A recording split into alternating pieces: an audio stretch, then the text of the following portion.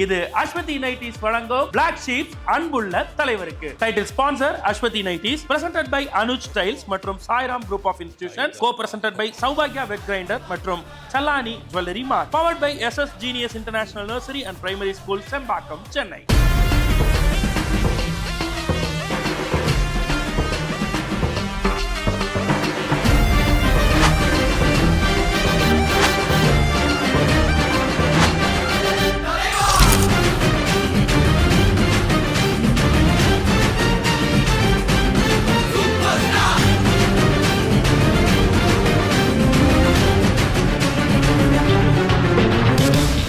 அன்புள்ள தலைவருக்கு அப்படின்ற தலைவரினுடைய இந்த 50வது வருஷத்தை கொண்டாடுறதுக்கான ஒரு ஷோ.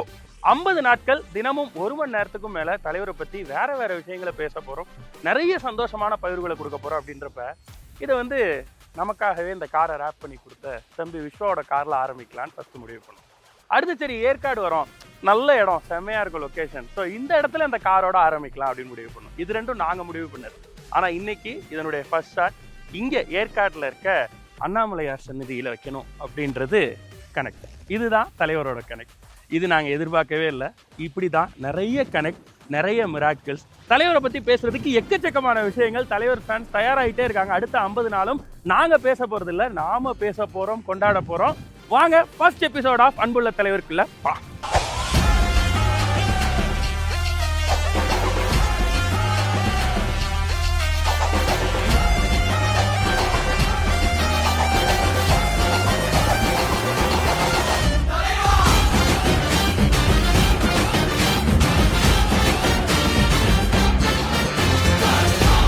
நாம எல்லாரும் ஸ்ட்ரைட்டாக யோசிக்கிற சில விஷயங்களை தலைவர் எப்பயுமே ரிவர்ஸில் யோசிப்பார். எப்படின்னு கேட்குறீங்களா? அதுக்கு சில உதாரணங்கள் இருக்கு. ஒரே ஒரு தீக்குச்சி, ஒரே ஒரு வத்திப்பட்டி, இதை எத்தனை வெரைட்டியில் பண்ணியிருக்கான்னு சொல்கிறா அவரு.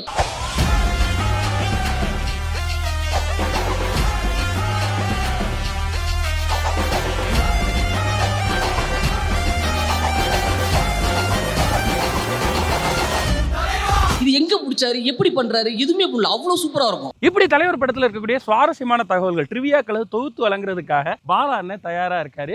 இந்த ட்ரிவியாலாம் ஒண்ணுக்கு ஒண்ணு பயங்கர கனெக்டடா வேற இருக்கு. பார்த்துட்டு வருவோமா இது எப்படி இருக்கு.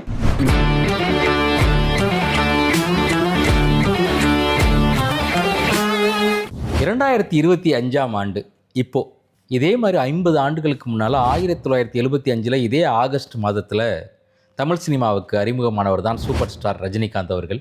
இது 50வது ஆண்டை நிறைவு செஞ்சு கூலி படம் வெற்றிகரமாக ஓடிட்டுருக்கு. இந்த 50 ஆண்டு அப்படிங்கிறது சாதாரணமான விஷயமா அப்படின்னு கேட்டால் சத்தியமாக இல்லைங்க. ஏன்னா அவருக்கு முன்னாடி தமிழ் சினிமாவில் மிகப்பெரிய சூப்பர் ஸ்டார்களாக இருந்த நீங்கள் எம்கேடியிலேருந்து, பியு சின்னப்பாலேருந்து, சிவாஜியிலேருந்து, எம்ஜிஆர்லேருந்து யாருக்குமே இது போன்ற ஒரு 50 ஆண்டு கால திரை வாழ்க்கை, அதுவும் வெற்றிகரமான கமர்ஷியல் ஹிட் கொடுத்த திரை வாழ்க்கை கிடையாதுங்க. நீங்கள் கவனித்து பார்த்தீங்கன்னா எம்கேடி அவர்கள் 1934 தமிழ் சினிமாவுக்கு அறிமுகமாகிறார். 1960 வரைக்கும் 26 ஆண்டுகள் அவர் தமிழ் சினிமாவில் இருந்தாருங்க. பியு சின்னப்பா அவர்கள் 1936 1951 வரைக்கும் 15 ஆண்டுகள் மட்டும்தான் அவர் வெற்றிகரமான ஒரு நடிகராக இருந்தார். அவருடைய வாழ்க்கை, திரை வாழ்க்கையும் அவ்வளோ காலகட்டம் தான். எம்ஜிஆர் அவர்களை எடுத்து பார்த்தீங்கன்னா 1936 சதிலீலாவதி படம் மூலமாக தமிழ் சினிமாவில் அறிமுகமாகிறார். அவருடைய கடைசி திரைப்படமாக அவர் நாயகனாக நடித்த கடைசி திரைப்படம் மதுரையை மீட்ட சுந்தரபாண்டியன் திரைப்படம். அது 1978 வருது, 42 ஆண்டு காலம். சிவாஜி அவர்கள் 1952 பராசக்தி மூலமாக தமிழ் சினிமாவுக்கு அறிமுகமாகிறார். 1999 பூப்பறிகிறவருடைய அவருடைய கடைசி திரைப்படம். அதுவும் கூட அவர் 47 ஆண்டுகள் திரை வாழ்க்கையில் இருந்தாலும் அவர் நாயகனாக நடித்ததுன்னு பார்த்தீங்கன்னா அதுக்கு முன்னாடி 80களிலேயே அது முடிஞ்சிருச்சு. அதுக்கு அடுத்து வந்ததுதான் ரஜினி கமல் அப்படிங்கிற இந்த இணை. இந்த 2 இணை தான் 50 ஆண்டுகளை கடந்து இருக்காங்க. இதுலையும் நீங்கள் கமலை கவனித்து பார்த்தீங்கன்னா களத்தூர் கண்ணம்மாலேருந்து இன்று வரைக்கும் 65 ஆண்டுகள்னு கணக்கு நம்ம சொல்லலாம். ஆனால் 2022 வந்த விக்ரம் திரைப்படம், கமல் குறித்து எங்களுக்கு எந்த குறையும் கிடையாது. கமல் மிகச்சிறந்த கலைஞர் என்பதில் யாருக்கும் மாற்று கருத்து இருக்க முடியாது. ஆனால் கமலுடைய கடைசி 2 திரைப்படங்கள் கமர்ஷியலாக பெரிய அளவுக்கு வெற்றியை பெறலைங்கிறது நம்ம எல்லாருக்குமே தெரியும். ஆனால் இன்று வரைக்கும் பாக்ஸ் ஆஃபீஸ் ஓப்பனிங்கில் தான் முதலாக நடித்த அபூர்வராகங்கள் படம் தொடங்கி இன்று வரை, அதாவது நம்ம கூலி ரிலீஸ் வரைக்கும் கமர்ஷியலாக எப்பொழுதுமே ஹிட் கொடுத்த ஒரே ஒரு நடிகர் அப்படின்னா அது ரஜினி தான். அதற்கு பின்னாலாக நீங்கள் விஜய், அஜித், சிம்பு, சிவகார்த்திகேயன், தனுஷ், விஜய் சேதுபதி, நீங்கள் எந்த இணையை எடுத்துக்கிட்டாலும் அவங்களுக்கு இதுபோல் ஒரு 50 ஆண்டு காலம் கமர்ஷியல் ஹிட்டோட வாழ்க்கை, திரை வாழ்க்கை அமையுமான்னு கேட்டால் மிகப்பெரிய கேள்விக்குறி தான். அதனால தான் இந்த 50 ஆண்டுகள் மிக சாதாரணமானதல்ல, மிகப்பெரிய சாதனை என்று நாம் கொண்டாடுகின்றோம். அப்படிப்பட்ட இந்த மிகப்பெரிய சாதனை கொண்டாட்டத்தை பிளாக் ஷீப் கொண்டாடணும்னு முடிவு பண்ணப்ப எடுத்த முடிவு தான் இந்த அன்புள்ள தலைவருக்கு 50 நாட்கள் 50 மணி நேரம் தலைவரை பற்றி பேச போகிறோம். இந்த 50 நாளும் இந்த அன்புள்ள தலைவருக்கு அந்த 1 hour ஷோவில் நான் உங்களுக்கு 500 தகவல் தரப்போகிறேன். ஒவ்வொரு நாளும் 10 வித்தியாசமான சுவாரஸ்யமான ரஜினி படங்கள் பற்றிய, ரஜினியை பர்சனல் லைஃப் பற்றிய ஒரு சுவாரஸ்யமான தகவல் களஞ்சியமாக இந்த செக்மெண்ட் உங்களுக்கு இருக்கும். அவருடைய முதல்ல இருந்து ஆரம்பித்து கடைசி தகவல், அதாவது 1லேருந்து ஆரம்பித்து 500 வரைக்கும் எல்லா தகவலுக்கு இடையிலும் ஏதோ ஒரு தொடர்பு இருக்க போகுது. அது என்னன்னு நீங்கள் கவனிக்க வேண்டியதான் உங்களுடைய வேலை. அதை கடைசி வரைக்கும் காப்பாற்ற வேண்டியதான் என்னுடைய வேலை. முதல் தகவலேருந்து ஆரம்பிக்கலாமா? முதல் தகவல், சூப்பர் ஸ்டார் ரஜினிகாந்த். ரஜினிகாந்த் அப்படின்னு நம்ம சொல்லும் போதெல்லாம் இந்த சூப்பர் ஸ்டார் அப்படிங்கிற வார்த்தை, இந்த பட்டம் மனசுக்கு வந்துடும். அந்த டைட்டில் முதலாக அவருக்கு பயன்படுத்தப்பட்ட அந்த நிகழ்வு என்ன அப்படிங்கிறதான் சுவாரஸ்யமான செய்தி. 1978ஆம் ஆண்டு கலைஞானம் அவருடைய தயாரிப்பில் பைரவி படத்தில் தான் முதலாக கதாநாயகனாக ஆகிறார் நம்ம ரஜினிகாந்த் அவர்கள். அந்த படத்துடைய சென்னை டிஸ்ட்ரிபியூஷனை யார் வாங்குறாங்க அப்படின்னு பார்த்தீங்கன்னா, இன்னைக்கு கபாலி மாதிரி படம்லாம் எடுத்து ரஜினிக்கு ஃப்ளைட்லலாம் படம் போட்டு ப்ரொமோட் பண்ண கலைப்புலி தான் சென்னையோட டிஸ்ட்ரிபியூஷனை வாங்குறாரு. வாங்கிட்டு இங்க இருக்க பிளாசா தியேட்டர்ல 35 அடிக்கு பெரிய கட் அவுட் ஒன்று வைக்கிறாரு. 3 விதமான போஸ்டர் அடித்து ஊரெல்லாம் ஒட்டுறாரு. அந்த 3 விதமான போஸ்டர் நம்மளால் மறக்க முடியாத ஒரு போஸ்டர் இருக்குது. ரஜினிகாந்த் அவர்கள் கையில் நல்ல பாம்பை பிடிச்சி நிற்கக்கூடிய அந்த போஸ்டர். அந்த போஸ்டரில் சூப்பர் ஸ்டார் அப்படின்னு ஒரு டைட்டில் வைக்கிறாரு. இங்கே இருக்கக்கூடிய ராஜகுமாரி தியேட்டரில் ரஜினிகாந்த் அவர்கள் இந்த படத்தை பார்க்கறதுக்காக போகிறாங்க. கூட பஜ்ஜி அருணாச்சலம், கலைஞானம், KN சுப்புலாம் போகிறாங்க. போகிற வழியெல்லாம் அந்த போஸ்டரை பார்க்குறாரு. அவருக்கு அந்த போஸ்டர் மேலே இருக்கக்கூடிய அந்த வார்த்தை அவரை உறுத்திக்கிட்டே இருக்குது. நேராக கலைஞானத்தையும் அந்த படத்தோட இயக்குனர் பாஸ்கரையும் கூப்பிட்டு, இது யார் இதெல்லாம் பண்ணா, இது வேணாங்க, ஏன்னா எம்ஜிஆர் சிவாஜி அவர்கள் உச்சத்தில் இருக்கிற நேரத்தில் நமக்கு ஒரு பட்ட பேர்லாம் வேணுமா அப்படின்னு கேட்குறாரு. அப்படி அவர் தயங்கி கேட்ட அந்த பட்ட பேர் இன்னைக்கு வாழ்நாள் முழுக்க அவருக்கு அமைஞ்சிருச்சு. அன்னைக்கும் அதே போல தான், அவர் கேட்கறதுக்கு முன்னாடியே ஊரெல்லாம் அந்த பேர் பரவி சூப்பர் ஸ்டார்ங்கிற டைட்டில் அவருக்கு நிலைச்சி இன்னைக்கு வரைக்கும் நின்றுச்சு.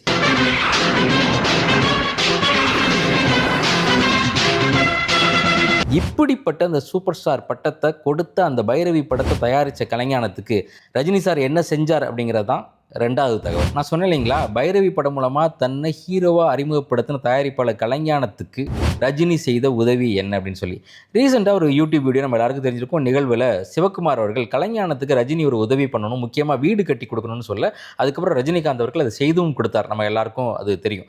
அப்படிப்பட்ட பெரிய மனசு கொண்ட நம்ம சூப்பர் ஸ்டார் அவர்கள் கலைஞானத்துக்கு அதற்கு முன்னமே ஒரு உதவி செய்தார். என்ன உதவி அப்படின்னு பார்த்தீங்கன்னா, நம்ம எல்லாருக்கும் தெரியும், அருணாச்சலம் திரைப்படம் சுந்தரசி அவர்கள் இயக்கி மிகப்பெரிய வெற்றி பெற்ற திரைப்படம். இந்த திரைப்படத்தை ரஜினி ஆர்ட்ஸ் அப்படிங்கிற பேனரில் தயாரித்து அதில் வரக்கூடிய லாப பங்கை தன்னுடைய வாழ்க்கையில் வளர்ச்சிக்கு உதவியாக இருந்த 8 பேர் கொடுக்கணும்னு முடிவு பண்ணுறாரு. இந்த 8 பேர் யார் அப்படின்னு பார்த்தீங்கன்னா, கலாகேந்திரா கோவிந்தராஜன், கலைஞானம், ராம்ஜி பாப்ஜி அப்படின்னு சொல்லி காளி, கர்ஜனை படம்லாம் எடுத்த மிகப்பெரிய producers, Sathya studio Padmanabhan, Pandari Bai, BK Ramasamy, Madurai Nagaraja அப்படின்னு 8 பேருக்கு அந்த லாப பங்கை பிரித்து கொடுத்தார். இதில் சுவாரஸ்யமான செய்தி என்ன அப்படின்னா, இந்த 8 பேர் லிஸ்ட்டில் அவர் இன்னொரு ஜாம்பவானையும் வச்சிருந்தார். அந்த ஜாம்பவானை சந்திக்கவும் அவர் போனார். ஜாம்பவான் யார் அப்படின்னு பார்த்தீங்கன்னா, இயக்குனர் திலகம் ஸ்ரீதர் அவர்கள். ஸ்ரீதர் சாருடைய வாழ்க்கையில் வறுமை இல்லாட்டாலும் அவர் கொஞ்சம் உடல்நலம் நலிஞ்சிருந்தார். இந்த 8 பேரில் அவருடைய பேரும் இருக்கணும்னு ரஜினி நினச்சி நேராக அவருடைய வீட்டுக்கு போகிறார். வீட்டுக்கு போய் ஸ்ரீதர் சார்கிட்ட, இந்த மாதிரி நான் ஒரு படம் எடுக்க போகிறேன் சார், இந்த படத்தில் நான் என்னுடைய வாழ்க்கையில் வளர்ச்சியில் முக்கியமாக இருந்த நபர்களுக்கு நான் ஒரு உதவி பண்ணணும்னு நினைக்கிறேன், அதனால் இந்த படத்தோட ப்ரொடியூசராக உங்களையும் வச்சுக்கணும்னு ஆசைப்படுறேன் அப்படின்னு ஸ்ரீதர் கிட்ட சொல்கிறார். கலைஞன் எந்த அளவுக்கு நம்பிக்கையோடு இருப்பாங்கிறதுக்கு ஸ்ரீதர் சார் சொன்ன பதில் ரொம்ப முக்கியமான பதில். ஓகே ரஜினி, நீ சொல்கிறதெல்லாம் சந்தோஷம்தான், ஆனால் எனக்கு அது வேண்டாம், எனக்கு அந்த பணம் வேண்டாம். ஒருவேளை நீ எனக்கு ஏதாவது உதவி பண்ணணும்னு ஆசைப்பட்டா இந்த திரைப்படத்திற்கான வசனம் எழுதக்கூடிய வாய்ப்பை எனக்கு கொடு அப்படின்னு கேட்குறாரு. அப்போ இவர் சொல்கிறார், இல்லை சார், ப்ரீ ப்ரொடக்ஷன்லாம் முடிஞ்சு வசனம்லாம் எழுதி முடிச்சிட்டாங்க அப்படின்னு சொன்னோன்னே, அப்போ பரவாயில்ல, அடுத்து நீ ஒரு படம் எடுப்பில்ல, அந்த படத்தை இயக்கக்கூடிய வாய்ப்பு கொடுன்னு கேட்குறாரு. எப்போ அவர் பெட் ரிடனாக இருக்கும் பொழுது. அதுதான் ஸ்ரீதர் என்கிற மாபெரும் கலைஞன். அப்படிப்பட்ட ஸ்ரீதர் எனும் மாபெரும் கலைஞனும் ரஜினி அவர்களும் முதலாக இணைந்த திரைப்படம் தான் 3வது தகவல். இயக்குனர் திலகம் ஸ்ரீதரும் ரஜினியும் முதலாக இணைஞ்ச திரைப்படம் பற்றி பேசுகிறேன்னு சொல்லியிருந்தேன். என்ன படம் உங்கள் எல்லாருக்கும் தெரியும், இளமை ஊஞ்சலாடுகிறது திரைப்படம். இந்த திரைப்படத்துக்கு ரஜினி அவர் எப்படி சூஸ் பண்ணாருங்க தான் ரொம்ப சுவாரஸ்யமான செய்தி. அவர் படம் எடுக்கணும்னு முடிவு பண்ணிட்டார். புதுசாக இருக்கக்கூடிய ஹீரோஸ் வச்சு படம் பண்ணணும்னு முடிவு பண்ணிட்டார். இப்போ கமலை ஒரு பக்கம் ஃபிக்ஸ் பண்ணிட்டாங்க, இன்னொரு பக்கம் ஒரு நடிகர் அப்படி கேட்குறப்போ ரஜினியை சஜஸ்ட் பண்ணுறாங்க. அவர்கிட்ட இருக்கக்கூடிய உதவி இயக்குநர்கள் 2 பேர். அந்த உதவி இயக்குநர்கள் 2 பேர் யார் அப்படின்னு பார்த்தீங்கன்னா, ஒருத்தர் சந்தான பாரதி, இன்னொருத்தர் P. வாசு. பின்னாடி அவங்க மிகப்பெரிய இயக்குநர்களாக அப்படின்னு நமக்கு எல்லாருக்கும் தெரியும். அப்படிப்பட்ட 2 பேரும், சார் ரஜினி இதில் கேஸ்ட் பண்ணலாம் சார், முக்கியமாக 14வது நிலை படம் மிகப்பெரிய வெற்றி அடைஞ்ச காலகட்டம் அது. அதனால் ரஜினியை கேஸ்ட் பண்ணலான்னு சொல்கிறாங்க. ஸ்ரீதருக்கு அதில் மிகப்பெரிய விருப்பம் இல்லை. இல்லைப்பா வேணாம்ப்பா, ரஜினிலாம் வேணாம்ப்பா, வேறு யாராவது ஒருத்தர் நல்ல பெரிய ஹீரோவை பார்க்கலாம்ப்பா அப்படின்னு சொல்கிறாங்க. இல்லை சார், நீங்கள் இவரை போடுங்க, படம் பெருசாக வரும் அப்படின்னு சொல்கிறாங்க. கன்வின்ஸ் பண்ணி ஓகே பண்ணி ரஜினியும் அந்த படத்தில் புக் பண்ண வச்சிட்டாங்க. ரஜினி இந்த படத்தில் நடிக்கிறார்.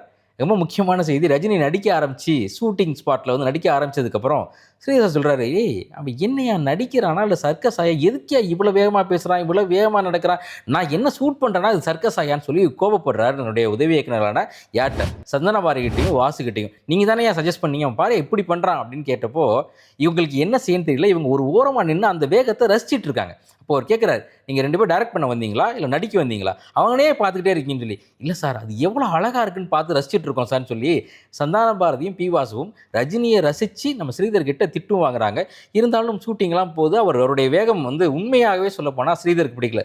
ஸ்ரீதருக்கு மட்டும் பிடிக்கல அப்படின்னு சொல்லணும்னா இன்னொரு முக்கியமான விஷயம், அந்த படம் வந்தப்போ கல்கி பத்திரிகையில் ஒரு விமர்சனம் வருது. அந்த விமர்சனத்துலேயும் இதே தான் எழுதுறாங்க, ரஜினி நல்லா நடிச்சிருக்கார், ஆனால் வேகமாக அவர் பேசுகிறத கொஞ்சம் குறைச்சிக்கிட்டா மிகப்பெரிய எதிர்காலம் இருக்குது அப்படின்னு எழுதுறாங்க. ஆனால் அந்த வேகம்தான், அந்த நடை தான், அந்த பேச்சு தான் இன்னைக்கு வரைக்கும் நம்மளை அப்படியே கட்டி போட்டு உட்கார வச்சிருக்குன்னு சொல்லணும். அதனால் உங்களை யாராவது ஒருத்தர் நெகட்டிவாக சொன்னாங்கன்னா, இல்லை நீங்கள் அதே விஷயத்தில் தொடர்ந்து ஸ்திரமாக இருந்தால் ஜெயிக்க முடியுங்கிறதுக்கு இந்த ரஜினியுடைய வேகம் கூட நமக்கு ஒரு நம்பிக்கை தரக்கூடிய விஷயம். அப்படிப்பட்ட சந்தான பாரதியும் பி வாசுவும் இதே ரஜினிகிட்ட அவங்க முதல்ல படம் எடுக்கும் போது நீங்கள் நடிக்கணும் அப்படின்னு கேட்டாங்க. அது நடந்துச்சா நடக்கலையா, அது என்ன படம், அதுக்கப்புறம் என்ன ஆச்சு, 4வது தகவலில் சொல்கிறேன். ரஜினியுடைய நடிப்பை பார்த்து வியந்து நின்று ஸ்ரீதர்கிட்ட திட்டு வாங்கின சந்தான பாரதியும் பி வாசு அவர்களும் முதலாக படம் இயக்கணும் அப்படின்னு முடிவு பண்ணுறாங்க. அந்த படம் தான் பன்னீர் புஷ்பங்கள். அந்த கதையை போய் ரஜினி கிட்ட சொல்லிட்டு அதில் பிரதாப் போத்தன் கேரக்டர் இப்போ பண்ணால அந்த கேரக்டரை நீங்கள் நடிக்கணும் ரஜினி கிட்ட கேட்குறாங்க. சுரேஷ் கேரக்டரை கமல் கிட்ட கேட்குறாங்க.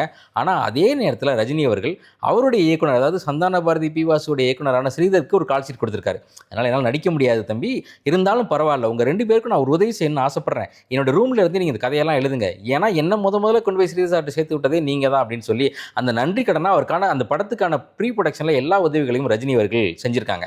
அப்படி செஞ்சுட்டு இருந்த நேரத்தில் முக்கியமான இன்னொரு செய்தி என்ன அப்படின்னா, இப்படி கால் ஷீட் கொடுத்தாலும் செய்தர்கிட்ட அந்த படம் என்ன அப்படிங்கிறதான் சுவாரஸ்யமான படம். அது துடிக்கும் கரங்கள் திரைப்படம். இந்த திரைப்படத்தில் என்ன ரொம்ப சுவாரஸ்யமான செய்தினா, ரஜினியோட இன்ட்ரோ சாங்னா பிரிக்க முடியாத இன்னொரு பேர் எஸ்பிபி அவர்கள். எஸ்பிபியோட குரலில் ரஜினியோட இன்ட்ரோ சாங்னா அது மாதிரி செலிப்ரேஷன், தியேட்டர் செலிப்ரேஷன் இல்லவே இல்லை அப்படின்னு சொல்லலாம்.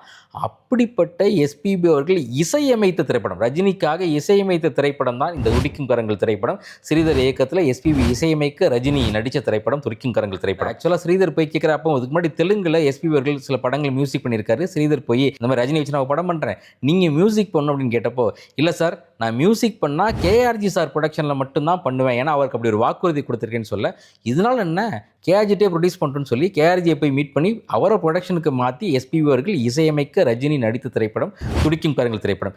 இதோடு சேர்த்து இப்படி இன்ட்ரோ சாங்கில் ரஜினியை செலிப்ரேட் பண்ண வச்ச எஸ்பிபி அவர்கள் முதலாக ரஜினியை சந்தித்த மொமெண்ட் இருக்குல்ல, அதுவும் ஒரு சுவாரஸ்யமான மொமெண்ட். அது என்னங்கிறது தான் 5வது தகவல். வாகினி ஸ்டூடியோவில் ஒரு சாங் ரெக்கார்டிங் போகுது. கேபி இருக்கார், கவியரசு கண்ணதாசன் இருக்கார், எம்எஸ் விஸ்வநாதன் இருக்கார், அங்கே எஸ்பிபி அவர்களும் இருக்காங்க. இப்போ 4 பேர் உட்காந்து இந்த ரெக்கார்டிங் பிரேக்கில் பேசிகிட்டு இருக்காங்க. பேசிகிட்டு இருக்கும்போது கேபி அவர்கள் எஸ்பிபியை கூப்பிட்டு அப்படியே கொஞ்சம் பின்னாடி திரும்பிப்பார். அங்கே ஒரு 3 பசங்க இருக்காங்கல்ல, அந்த 3 பசங்களில் கருப்பு சட்டை கருப்பு பேண்ட்டு போட்டு கருப்பாக ஒரு பையன் இருக்கான்ல, அவனை பார்த்தா உனக்கு என்ன தோணுதுன்னு கேட்குறாரு. இப்படி திரும்பி எஸ்பி அவர்கள் பார்த்துட்டு, என்ன ஒன்றும் தோணலை, எதுவும் யார் பொண்ணுக்கு மாப்பிள்ளை பார்க்குறீங்களா அப்படின்னு கேட்குறாரு.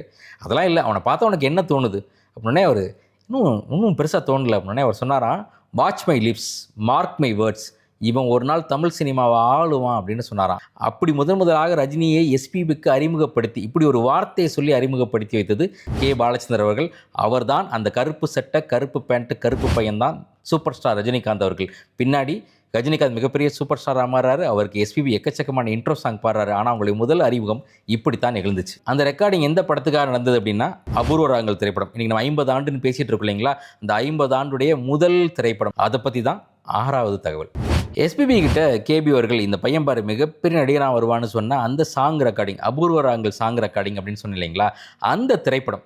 அதில் முதல் ஷாட் ரஜினி வந்து அந்த ஷாட் யாராலையும் மறக்க முடியாத ஷாட். அந்த அப்படி டோரை அப்படி ஓப்பன் பண்ணி உள்ளே வருவார் இல்லைங்களா, அன்னைக்கு கேபி அவர்கள் என்ன நினச்சி ஷாட் வச்சாருன்னு தெரியல. அது அவருக்கு மட்டுமான பாதையல்ல, அதுக்கப்புறம் ரஜினி மாதிரி எக்கச்சக்கமான நடிகர்கள் அது ஊரில் இருந்து கருப்பாக இருந்தால் பரவாயில்ல, அழகெல்லாம் பெருசாக தேவையில்லை, ஒரு சாதாரண பேக்ரவுண்ட்லேருந்து இவ்வளோ பெரிய நடிகனாக முடியாது அந்த கதவை திறந்து விட்டதாக தான் அந்த காட்சி பார்க்கப்பட்டது.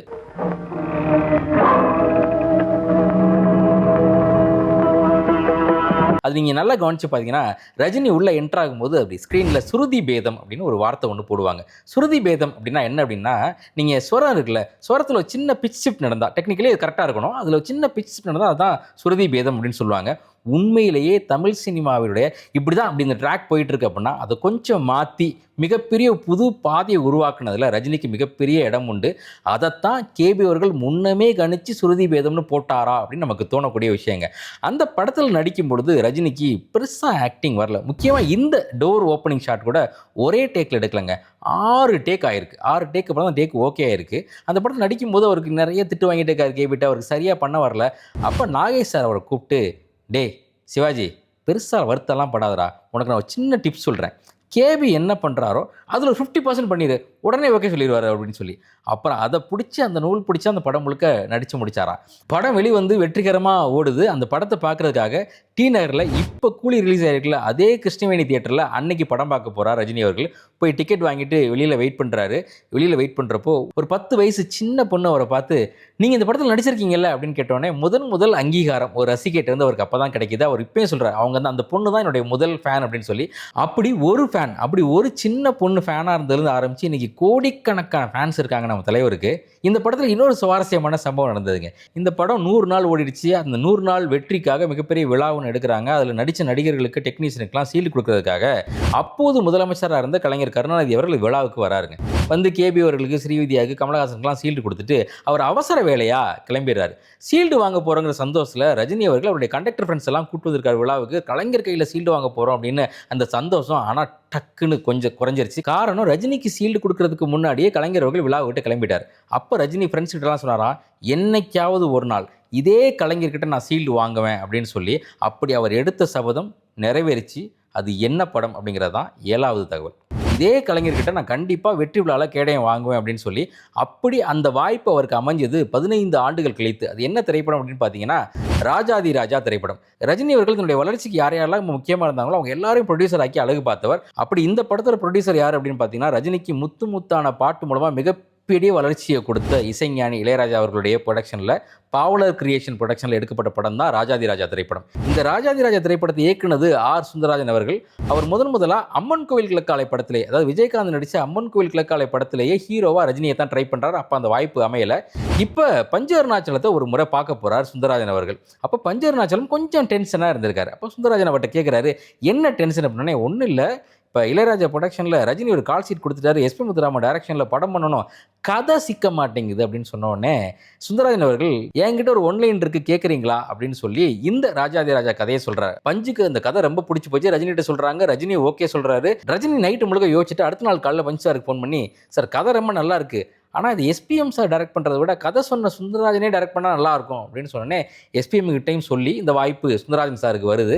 சுந்தரராஜன் சார் இந்த ஷூட்டிங் டைமில் நடந்த ஒரு சுவாரஸ்யமான சம்பவம் ஒன்று சொல்கிறார். இந்த படம் நீங்கள் பார்த்து எல்லாருக்கும் தெரியும். இந்த படத்தில் அந்த மாமாவும் பொண்ணு கூட பாட்டுக்கு முன்னாடி அந்த 50,000 பணம் இருக்குல்ல, அந்த பணம் கேட்ட உடனே ஒரு சவால் சீன் ஒன்று இருக்கும். அந்த சவால் சீனில் ரஜினி தான் முதல் பேசுகிறதா கதை எழுதியிருக்காங்க.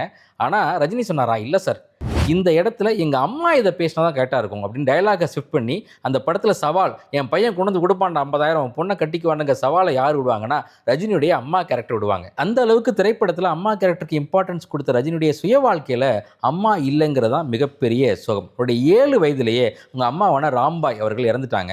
அவங்க அம்மா இறந்தப்போ ரொம்ப சின்ன பையன், ரொம்ப விளையாட்டான பையன், பக்கத்து வீட்டில் ஃப்ரெண்டோட சைக்கிளை வாங்கிட்டு தெருவா சுத்த போயிட்டாரு. அப்புறம் அண்ணன் சத்யநாராயணா தேடி போய் கூட்டிகிட்டு வந்து அம்மா இறந்துட்டாங்கன்னு கட்டி பிடிச்சி அழுதப்போ கூட அவருக்கு அதுக்கான காரணம் என்னன்னு தெரியல, ஏன் அழுகிறாங்கன்னு அவருக்கு புரியல. அம்மாவுடைய சடலத்து மேல இருந்த ரோஜாப்பூ மாலையிலேருந்து ஒரு ரோஜாவை பறித்து சட்டையில் மாட்டிக்கிட்டு நேரு மாதிரி இப்படி அழகாக பார்த்துட்டு கிளம்பி போயிட்டாராம். அந்த அளவுக்கு தான் அவருக்கு அம்மாவை பற்றினா அப்போது இருந்த விஷயம். ஆனால் அதற்கு பின்னாடி ஒவ்வொரு நாளும் தன்னுடைய வாழ்க்கையில் அம்மா இல்லைங்கிற சோகம் அவர்கிட்ட இருந்துச்சு. அதனால நிறைய படங்களில் அம்மாவை உயர்த்தி பேசக்கூடிய பாடல்களும் டயலாக்களும் வச்சுட்டே இருந்தார். முக்கியமாக அருணாச்சலம் திரைப்படத்தில் தாயோட ஒரு தெய்வம் வீட்டோட இருக்கு, தனித்தனியாக கோயில்களும் அலைவதும் எதுக்கு, அம்மாவின் பாதத்தில் கற்பூரம் கொளுத்து ஆனந்த கண்ணீரில் அபிஷேகம் நடத்து, அப்படிப்பட்ட அம்மா பாட்டெல்லாம் பேசிட்டு இருக்க நேரத்தில் ரஜினியுடைய மிக முக்கியமான அம்மா பாட்டுனா நம்ம எல்லாருக்கும் தெரிஞ்ச பாட்டு அம்மா என்று அழைக்காத உயிரிலேயே மன்னன் திரைப்படத்தில்.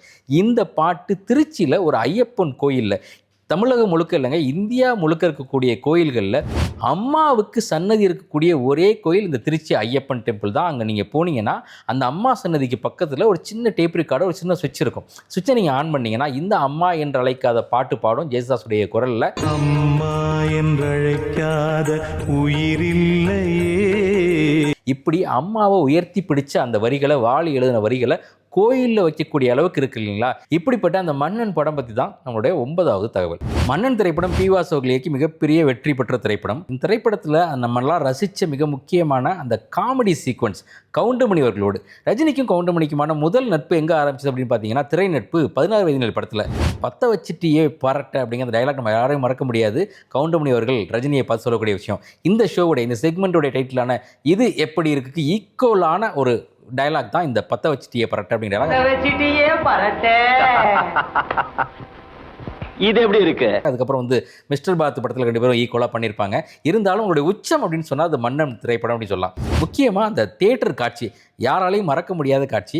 இது பி.வா. அவர்கள் சொல்கிறாங்க, சாந்தி தியேட்டரில் உயர்ந்த மனிதன் படம் பார்க்க போகும்போது எனக்கு ஏற்பட்ட அனுபவம் தான் நான் இந்த படத்தில் வச்ச அனுபவம்னு சொல்லி, படத்தில் சின்ன தம்பி படத்துக்கான ஒரு 100வது நாள் விழாவுக்கு போகிறோம், செயினும் இதுவும் தர்றாங்கன்னு சொல்லி விஜயசாந்தி கிட்ட போய் சொல்லிட்டு கவுண்டமணியும் ரஜினியும் போய் பண்ணுற அந்த கலாட்டா இருக்குல்ல, யாராலையும் மறக்க முடியாத கலாட்டா. அதே போல் அந்த படத்தில் இன்னொரு முக்கியமான காட்சி அந்த போராட்ட காட்சி. இந்த வெளியில் உண்ணாவிரதம் இருக்கிறப்போ இந்த இடத்துல நான் உட்கார்ந்துருக்கவே கூடாது அப்படின்னு கவுண்டமணி சொல்லக்கூடிய அந்த டயலாக் இருக்கு இல்லைங்களா? அந்த டயலாக் சொல்கிறப்ப ரஜினி 17 டேக்லையும் சிரிச்சிட்டாராம். வேற வழி இல்லாமல் ரஜினியுடைய வாயை பொத்தி தான் அந்த காட்சியை எடுத்திருப்பாங்க. நீங்கள் நல்லா கவனித்து பார்த்தீங்கன்னா தெரியும். அந்த அளவுக்கு கவுண்டமணி நகைச்சுவைக்கு ரஜினி மிகப்பெரிய ரசிகன். அந்த 2 பேரும் இணைந்த கடைசி திரைப்படம் எது அப்படிங்கிறதான் 10வது தகவல். இந்த திரைப்படத்தை மறக்கவே முடியாது. ரஜினி அவர்களும் வாழ்க்கையில் மறக்கவே மாட்டார். அது என்ன திரைப்படம்னு பேர் சொன்னாலே உங்களுக்கு தெரியும், பாபா திரைப்படம். அப்போலாம் நாங்கள் தியேட்டரில் FDFS ஷோ போகிறோம். ஃபஸ்ட்டு ஷோ படம் ரிலீஸ் ஆகுது. படத்துக்கு பயங்கரமான எதிர்பார்ப்பு, மிகப்பெரிய எதிர்ப்பு இருந்ததுனால ஒரு மிகப்பெரிய எதிர்பார்ப்பும் அதுக்குள்ளே இருந்துச்சு. அரசியல் எதிர்ப்புகளோட வந்த திரைப்படம் தியேட்டரில் ஸ்க்ரீன் ஓப்பன் ஆகுது. அப்போல்லாம் நீங்கள் ஊரில் சின்ன ஊருக்கெல்லாம் பார்த்தீங்கன்னா அந்த ஸ்க்ரீன் ஒன்று அப்படி மேலே ஏறும். அப்படி மேலே ஏறினா அப்படி முகம் தெரியும், பூசணிக்காய் உடைப்பாங்க, பேப்பரை பறக்க விடுவாங்க, அப்படி எல்லாம் நடக்குது. ஆட்டோவில் வந்து ஒரு கால் மட்டும் அப்படி கீழே இறங்கி வச்சோன்னா எல்லாம் பண்ணி முடிச்சிட்டாங்க. அப்படியே கால் அப்படியே மெதுவாக மேலே ஏற்றுனா அது கவுண்டமணி அவர்கள். முதலாக ரொம்ப நாள் கழிச்சு ஒரு படம் வருது, படத்துக்கு இவ்வளவு எதிர்பார்ப்பு இருக்குது. முதல் காட்சியில் ரசிகர்கள் தனக்காக எவ்வளோ இருப்பாங்க. அப்படிப்பட்ட இடத்துல காமெடியனுக்கு, அப்படிப்பட்ட இடத்துல தன்னோட நடிக்கக்கூடிய ஒரு காமெடியனுக்கு இப்படி ஒரு இன்ட்ரோ சீனை கொடுக்குறாருல்ல, அதுதான் ரஜினியுடைய மிகப்பெரிய மனசுன்னு சொல்லலாம். இந்த படத்தில் பல காட்சிகளில் ரஜினி கிட்ட தலைவா தலைவா அப்படின்னு காலில் விழுற மாதிரி காட்சி இருக்கும். எந்த ஹீரோவும் இதை செய்கிறதுக்கு இன்றைக்கி கூட ஒத்துக்க மாட்டாங்க. அப்படிப்பட்ட தாராள மனசு கொண்ட ஒரு நாயகன் தான் ரஜினி அவர்கள். இந்த பாபா திரைப்படத்தை எல்லாரும் தோல்வி திரைப்படம் அப்படின்னு சொல்லுவாங்க. இந்த திரைப்படத்துக்கு திரைக்கதை எழுதினது யார் அப்படின்னு பார்த்தீங்கன்னா சாட்சாத் ரஜினி அவர்கள் தான். இந்த படம் தோல்வி படம் அப்படின்னு சொல்லுவாங்க. ஆனால் உங்களுக்கு ஒரு சின்ன டேட்டா சொல்கிறாங்க. 117 தியேட்டரில் 50 நாட்கள் ஓடிச்சு, 17 தியேட்டரில் 100 நாள் ஓடிச்சு. இதுதான் ரஜினியுடைய தோல்வி படமே இந்த அளவுக்கு மிகப்பெரிய வெற்றியை கமர்ஷியலில் கொடுக்குது அப்படின்னா அவருடைய வெற்றி படம் என்ன செய்யும் அப்படிங்கிறத தெரிஞ்சுக்கோங்க. எப்படி இந்த படத்துக்கு ரஜினி அவர்கள் கதை திரைக்கதை எழுதினாரோ அதே போல் இன்னொரு படத்துக்கும் தமிழ் சினிமாவில் கதை திரைக்கதை எழுதினார். அது அவர் நடித்த படம் தான். 2 படத்துக்கு தான் மொத்தமாகவே தமிழ் சினிமாவில் அவர் கதை திரைக்கதை எழுதியிருக்கார் அவர் நடித்த படங்களில். அப்படி அவர் கதை திரைக்கதை எழுதினா அந்த இன்னொரு படம் என்ன அப்படிங்கிறதான் 11வது தகவல். அதை நம்ம நாளைக்கு இது எப்படி இருக்கு நிகழ்ச்சியில் பார்க்கலாம்.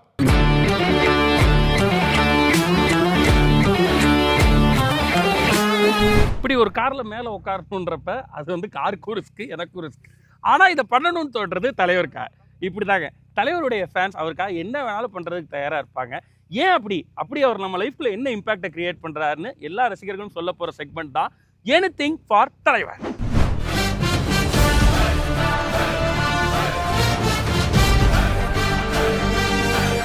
நான் உண்மையாக சொல்லிடுறேன் ப்ரோ, எங்கள் டேடி வந்துட்டு ரஜினி ஃபேன். ஸோ 95 தான் நான் என்னோடய டேட் ஆஃப் பர்த். 95 தான் பாஷா வந்துச்சு, முத்து வந்துச்சு.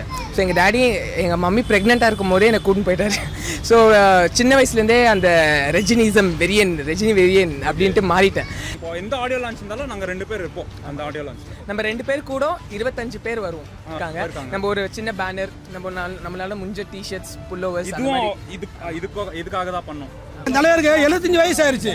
75 வயசு உள்ள ஒரு நடிகருக்கு இப்படி ஒரு ரசிகன் எந்த நடிகருக்குமே இருக்க மாட்டாங்க. ரசிகனா இருக்கு. என் தலைவனுக்குள்ள ரசிகர் எல்லாமே என் தலைவர் மாதிரி நாங்க. என் தலைவர் என்ன வழியோ அந்த வழியை நாங்கள் பின்பற்றுவோம். பேர் தமிழ் மகன், சிங்கப்பூர்லேருந்து வந்திருக்கேன். முதல் தடவை இந்தியாவுக்கே வரேன். ஸோ முதல் தடவை வந்து இங்கே படம் பார்க்க வந்து ரஜினி படம். தலைவர் படம் நான் பார்த்தது வந்து எனக்கு ரொம்ப பிடிச்ச படம் வந்து அண்ணாமலை. ஸோ அதுலேருந்து எல்லா படத்தையும் பார்த்துட்டு இருக்கேன். அதான் என்னோடய ஃபேவரட் படம். வணக்கம், என் பேர் தீபன். நான் சிங்கப்பூர்லேருந்து வந்திருக்கேன். தலைவர் எவ்வளோ பிடிக்கும்னா சொல்ல வார்த்தை இல்லை, ரொம்ப பிடிக்கும். அவரோட படம் எல்லாமே பார்த்துருக்கேன். ஆனால் முக்கியமான ஒரு படம்னு சொன்னால் 3 முகம். அவர் எலெக்ட் பண்ணி என்ன செஞ்ச கேரக்டர்னால தான் நான் சிங்கப்பூர்ல வந்து போலீஸ் வேலைக்கே சேரணும்னு ஆசைப்பட்டேன். இப்போ போலீஸ் ஆஃபீஸராக இருக்கேன். தலைவர் இந்த வருஷம் 50 வருஷத்தை பூர்த்தி பண்ணுறாரு சினிமா இண்டஸ்ட்ரியில். அவருக்கு வாழ்த்துறதுக்கு எனக்கு வயது இல்லை, அதனால் வணங்குகிறேன். அவர் இன்னும் மேலே வளர என்னோட வாழ்த்துக்கள். என் பேர் மூர்த்தி, திருத்தணிலேருந்து வரேன். ரொம்ப பிடிக்கும் எனக்கு, ரொம்ப ஃபேவரட் ஆகுது. அவரை பற்றி இப்போ சொல்லணுன்னாக்கா ஒரே ஒரு நிமிஷம் பத்தாது, ஒரு நாள் பத்தாது சார். 50 மணி நேரம் பண்ணார் ஒருத்தர் யூடியூபர்ஸு, அந்த மாதிரி பேசலாம் சார். அவரை பற்றி அவ்வளோ விஷயங்கள் இருக்குது. அவரை பற்றி பேசலாம். அவருடைய எளிமையை சொல்லலாம். எல்லாரும் சொல்லிட்டாங்க அவராகவே இருக்கிறாரு, அதையும் எல்லாரும் சொல்லிட்டாங்க. என்னத்த சொல்கிறது அவரை பற்றி? அவ்வளோ சூப்பர்மேன் சார். அவர் ஃபஸ்ட் கிளாஸ். அவரை நேசிக்காதவங்க யாரும் இல்லை சார். 1000 பேரை எல்லாரும் வெறுக்கிறவங்களும் நேசிப்பான் சார். அவர் சின்ன பிள்ளை காது குத்துனாங்க, அப்போ புகுவது என் மனசு தங்கன்னு பாட்டு போட்டாங்க. அப்போ வந்து நம்ம ரஜினிதேசர் தான். கடையில் வேலை செய்யும் போதுலேருந்து நம்ம ரஜினிதேசர் தான். எவ்வளோ நாள் அவர் நடிக்க முடியுமோ அவ்வளோ நடிப்பார். எவ்வளோ நாள் நாங்கள் பார்க்க முடியுமோ அவ்வளோ நாள் நாங்கள் பார்ப்போம். ஸோ வி லவ் யூ தலைவா.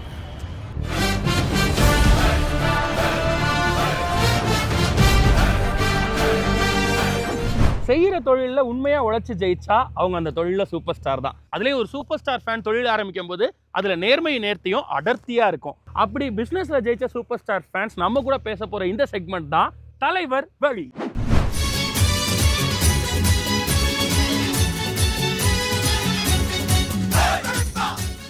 தமிழ்நாட்டில் யாரை கேட்டாலுமே ரஜினி ஃபேன் தான் சொல்லுவாங்க. ரஜினி ஃபேன் இல்லைன்னு சொன்னால் தான் ஆச்சரியப்பட வேண்டியது இருக்குது. நானும் அந்த பல ஆயிரம் கோடி ஃபேன்ஸில் ஒருத்தன்.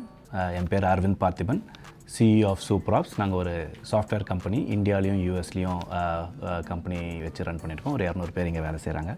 நான் வந்து ஒரு சாதாரண ஃபேனுன்னு சொல்ல மாட்டேன். நான் வந்துட்டு ரஜினி சார் வந்துட்டு என்னோடய லைஃப்பை கொஞ்சம் சேஞ்ச் பண்ணி, நான் அவரை வந்து அட்மையர் பண்ணி இன்ஸ்பயர் பண்ணி அவரை மாதிரியே இருக்கணும்னு வாழ்கிற ஒரு ஃபேன் அப்படின்னு சொல்லலாம். நம்ப மாட்டேங்க, 1998 ஃபஸ்ட் டே ஃபஸ்ட் ஷோ எனக்கு இப்போ கூட ஞாபகம் இருக்குது. நாகா தேட்டரில் படையப்பா படம் 99 வந்துச்சுன்னு நினைக்கிறேன். செவரேறி டிக்கெட் வாங்கி கீழே விழுந்து காலெலாம் அடிபட்டு போய் first day first show ticket வாங்கி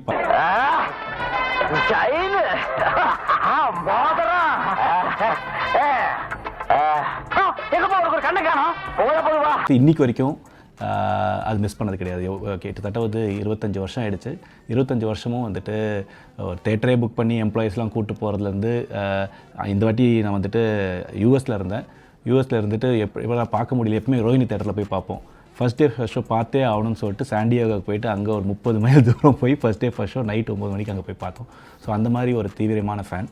ஸோ சின்ன வயசில் வந்து நம்மளாம் வந்துட்டு ஒரு படம் பார்க்குறோம் அப்படின்னா எல்லா படத்துலையும் வந்து ஒரு யூனிக்காக ஒரு டயலாக் இருக்கும்.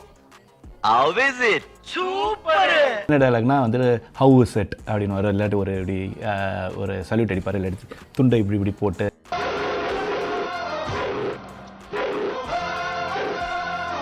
எல்லா படத்துலையும் அதை வந்துட்டு இமிட்டேட் பண்ணுவாங்க. நான் வந்து அப்போ ஒரு 7th ஸ்டாண்டர்ட் 8th ஸ்டாண்டர்ட் படிக்கும். நான் அது பண்ணுவேன், என் ஃப்ரெண்ட்ஸ் எல்லாம் பண்ணுவோம். அது அப்படியே ஒரு யூஎஸ்பி அப்படின்ற மாதிரி இருக்கும். யூஎஸ்பின்னா என்னென்னா யூனிக் செல்லிங் பாயிண்ட். நான் ஒரு மார்க்கெட்டர். ஸோ அது வந்துட்டு நான் மார்க்கெட்டிங் கற்றுக்கும் போது தான் நான் தெரிஞ்சு இது எல்லாமே அவர் பண்ணியிருக்காருன்னு. ஒரு படத்தில் ஒரு சின்ன பசங்களுக்கு ஒரு எண்ணம் இருக்கணும், ஒரு ஃபேமிலி ஆடியன்ஸுக்குனா என்ன இருக்கணும், ஒரு காலேஜ் போகிற ஸ்டூடெண்ட்ஸ்க்குனா என்ன இருக்கணும், எல்லாத்துக்குமே அதில் வந்து ஒரு கண்டென்ட் இருக்கும். அது அந்த ஐசிபின்னு சொல்லுவாங்க, ஐடியல் கஸ்டமர் ப்ரொஃபைல். அவங்க எல்லாத்துக்குமே ஒரு கண்டென்ட் இருக்கும். இப்போ நாங்கள் வந்து அது கம்பெனிக்கு பிராண்டுக்கு யூஸ் பண்ணும்போது தான் தெரியுது ரஜினி சார் அது பல வருஷமாக பண்ணிட்டு இருக்காரு.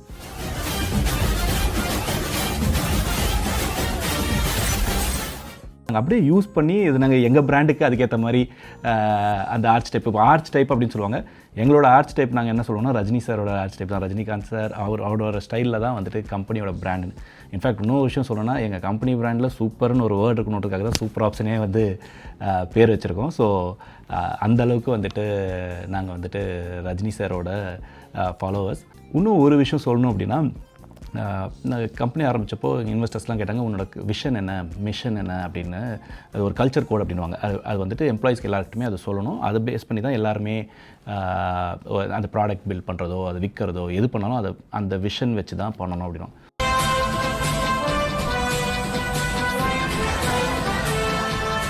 ஸோ 2 வருஷம் நான் யோசித்தேன் என்ன வைக்கலாம், சூப்பர் ஆப்ஸ்க்கு விஷன் என்ன வைக்கலான்னு. அப்புறம் தான் வந்துட்டு எனக்கு ஒரு லைன் வந்து பட்டுச்சு. நிறைய பேர் கம்பெனி ஆரம்பிப்பாங்க, அது சில கம்பெனி $1 மில்லியன் கம்பெனியாகவும் $1 பில்லியன் கம்பெனியாகவும் பெரிய பெரிய கார்பரேட்டாகவும் மாறலாம். பட் ஆனால் வந்துட்டு அதெல்லாம் எண்டு கோல். ஸோ நான் எங்கள் எம்ப்ளாயிஸ்க்கு வந்துட்டு ஒரு ரஜினி படத்தோட டயலாக் தான் வந்துட்டு மிஷன் ஆஃப் த ஸ்டேட்மெண்ட்னு சொன்னேன்.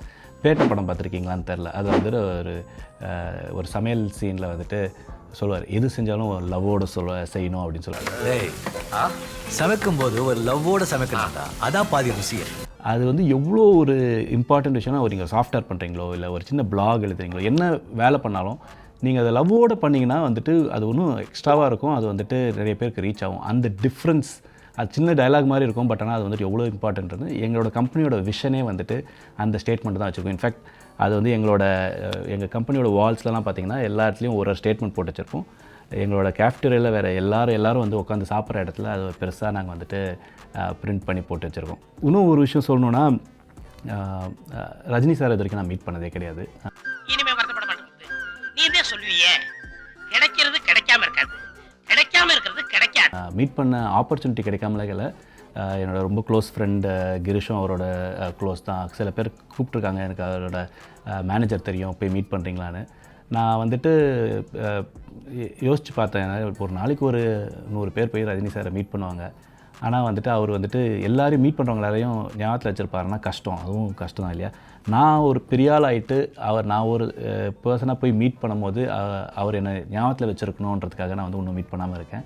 ஒரு நாள் கண்டிப்பாக வந்து ரஜினி சாரை மீட் பண்ணுவேன். அந்த நாள் வந்துட்டு எனக்கு மட்டும் ஞாபகம் இருக்க மாதிரி இருக்காது, அவருக்கும் ஞாபகம் இருக்க மாதிரி பண்ணணுன்றது தான் என்னோடய one of the life goals. அவரை போய் மீட் பண்ணி பேசணுன்றது தான் என்னோடய ஆசை.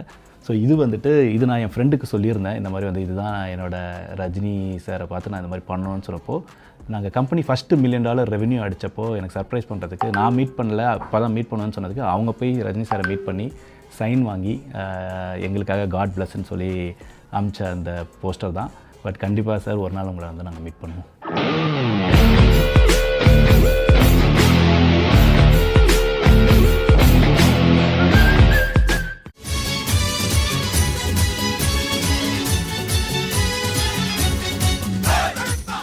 எல்லா சூப்பர் ஸ்டார் ஃபேனுக்குள்ளேயும் சூப்பர் ஸ்டார் மாதிரியே ஒரு குழந்தைத்தனம் இருக்கும். எல்லா குழந்தைகளுக்குள்ளேயும் ஒரு சூப்பர் ஸ்டார் இருப்பார். அப்படி உங்க வீட்டில் இருக்கக்கூடிய குழந்தைகளை நீங்க இந்த உலகத்துக்கு சூப்பர் ஸ்டார் அறிமுகப்படுத்துற செக்மெண்ட் தான் குட்டி சூப்பர் ஸ்டார். ஸோ இந்த செக்மெண்ட்டை பாருங்க. இதே மாதிரி உங்க குழந்தைகளும் சூப்பர் ஸ்டாரோட டயலாகோ பாட்டோ அல்லது வேஷமோ போட்டு ஏதாவது பண்ண முடியும் அப்படின்னா உடனடியாக அதை செஞ்சு இந்த நம்பருக்கு எங்களுக்கு அனுப்புங்க. இப்போ நம்ம பார்க்க போற செக்மெண்ட் குட்டி super star.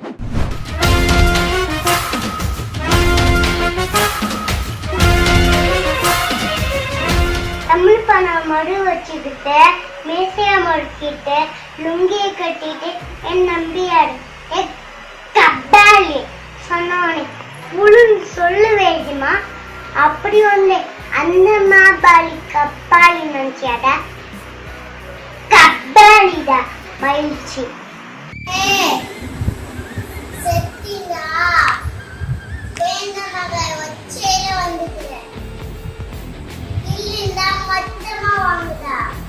I am Sayali Shadish. I am big fan of Rajini Tata. I am going to sing my favorite song. Orkuday sunlight, Orkuday moonlight, ஒன்றாக சேர்ந்தார் இதுதானே ஏவாய்.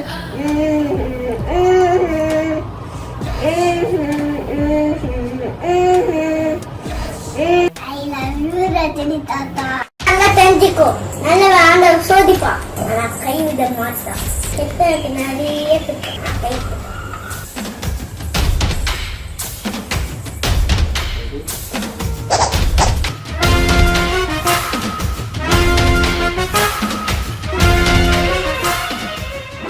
திரைத்துறையினுடைய உச்சாணி கொம்புல உட்கார்ந்துருக்கும் போதும் என்னை வாழ வைக்கும் தெய்வங்களான ரசிக பெருமக்களேன்னு ரசிகர்களை தான் ராஜகோபுரத்தில் உட்கார வைப்பார் நம்ம தலைவர்.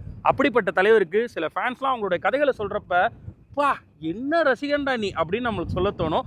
அப்படிப்பட்ட சில ரசிகர்களுடைய கதைகளை கேட்க போகிற செக்மெண்ட் தான் ராஜ ரசிகன்.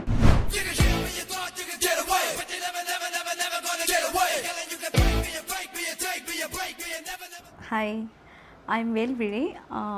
ரஜினி சாருக்காக என்னோடய நேம் வந்து ரஜினி ரேவதி அப்படின்னு மாற்றிக்கிட்டேன். ரஜினி சார் பற்றி பேசணுன்னா இன்றைக்கி நாள் ஃபுல்லாக பேசலாம், ஆனால் டைம் தான் இல்லை. ஆக்சுவலி வந்து ரொம்ப சின்ன வயசுலேருந்தே, ஆக்சுவலி 8 வயசுலேருந்தே அவர் மேலே அவ்வளோ கிரேஸ், எனக்கு அவ்வளோ பிடிக்கும். ஒரு படமும் வந்து அப்போ தான் சன் டிவி ஸ்டார்ட். அப்போ அந்த சன் டிவி ஸ்டார்ட் அப்போ ஃபுல் படிக்காதவன் படம் தான் நிறைய நேரம் போயிட்டே இருக்கும். ஸ்கூலுக்கு கூட நான் போக மாட்டேன். அன்றைக்கி ஃபுல்லாக ஃபீவர் சொல்லிவிட்டு லீவ் போட்டு உட்காந்து பார்த்துட்ருப்பேன். வீட்டில் நல்லா அடி வாங்குவேன். அந்த மாதிரி அவர் மேலே ரொம்ப ஈர்ப்பாயிடுச்சு.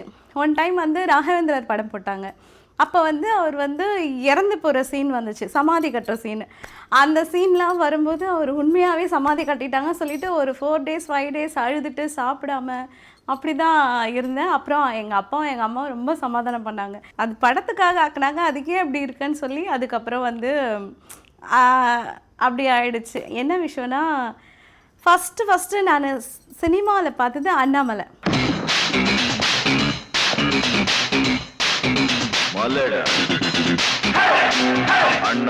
அப்போ வந்து பக்கத்து வீட்டு ஆண்டி வந்து என்னை கூட்டிகிட்டு போனாங்க. எங்கள் அம்மா, எங்கள் பக்கத்து வீட்டு ஆண்டி, நான், அவங்க பசங்க போனோம். அப்போ வந்து ஃபஸ்ட்டு சீன் வந்துட்டு காலு காமிப்பாங்க, தலைவரோட காலு. அப்புறம் வந்து கண்ணடிப்பார். கண்ணடிச்சு அந்த மோளத்தை எடுத்து கண்ணடித்த உடனே அந்த ஆண்டி என்ன சொன்னாங்கன்னா, அவர் உன்னை பார்த்து தான் கண்ணடிக்கிறாரு அப்படி சொல்லி அப்போவே வந்து அவர் ஃபுல்லாக இறக்கிட்டாங்க. என்ன பண்ணுறது தெரியல. அங்கே ஸ்க்ரீன் கிட்ட ஓடினோடனே எல்லோரும் பிடிச்சிட்டாங்க என்னை. அப்போவே வந்து பெரிய சம்பவம் ஆயிடுச்சு அங்கே. லைஃப் லாங் அப்படியே நினச்சி அந்த மாதிரி full and full N life ஃபுல்லாகவே ரஜினி மட்டும்தான். அந்த 3 எழுத்து மந்திரம் மட்டும்தான் என் லைஃப் லாங் இருந்தது.